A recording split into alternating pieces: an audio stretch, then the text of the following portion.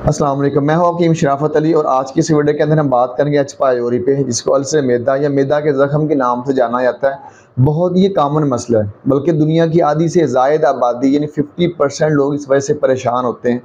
और ये भी इसके बारे में बड़ी बात मशहूर है कि ज़िंदगी में हर एक शख्स को एच पाइलोरी एक मरतबा तो होता ही होता है। एच पाइलोरी है क्या, इसके पीछे असबाब या वजूहात क्या हो सकती हैं, अलामात क्या हैं और अलामात से कैसे ये जान सकते हैं कि आपको एच पाइलोरी है या कि नहीं है। तस्दीक के तौर पर कौन से टेस्ट आपको करवा लेने चाहिए, इलाज और इलाज की क्या क्या सूरतें होंगी, इस पर हम बात करते हैं। एच पाइलोरी बेसिकली है क्या? देखिए, हम में से हर शख्स के स्टमक के अंदर या मैदा के अंदर एच पाइलोरी के जरासीम मौजूद होते हैं, लेकिन आपको एच पाइलोरी नहीं होता। अगर ये किसी वजह से ये जरासीम, जिनको हम हेलिकोबैक्टर के नाम से जानते हैं, अपनी तादाद को बढ़ा लेते हैं नंबर 1, और नंबर 2 पे एक्टिव हो जाते हैं।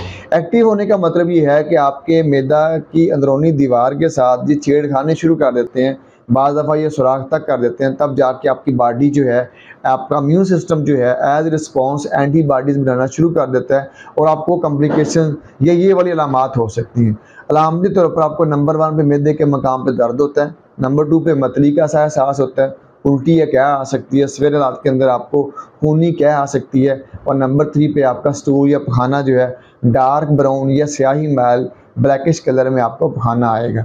एडिशनल अलामात आपके कंडीशन के अकॉर्डिंग क्या क्या हो सकती हैं, आपकी नींद अचाट हो सकती है, आपको वेट लॉस के इशूज़ आ सकते हैं, और साथ ही साथ आपको डिप्रेशन, एंग्जाइटी, इस जैसे अवारज़ात से जो है वो वास्ता आपको पड़ सकते हैं।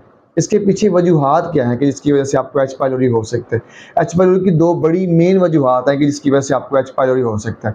नंबर 1 पे है नाक़िस किस्म के ज़राए से हासिल करदा खुराक या नाक़िस किस्म की ग़िज़ाओं का इस्तेमाल बहुत बड़ी एक इसकी वजह बन सकता है एच पाइलोरी की। दूसरी बड़ी इसकी वजूहात में से वो है नाक़िस किस्म के पानियों या नाक़िस किस्म के पानी का इस्तेमाल, इसकी दूसरी बड़ी वजह बन सकता है कि जिसकी वजह से आपको एच पाइलोरी है। वैसे तो अलामात से ही पता चल जाता है कि आपको एच पाइलोरी है या कि नहीं है।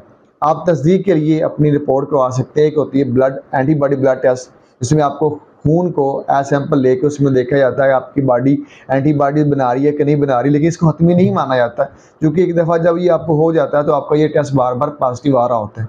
दूसरा जिसको हम हतमी मानते हैं या ज़्यादा हतमी माना जाता है, वो आपका स्टूल टेस्ट होता है। आपके पखाने को या स्टूल को सैंपल लेकर लेबॉर्ट्री में ये चेक किया जाता है कि इसमें जरासीम मौजूद हैं कि नहीं है। अगर वो हो तो आपको साथ अलामात हों तो ये बात की तस्दीक हो जाती है कि आपको एच पाइलोरी है कि नहीं है।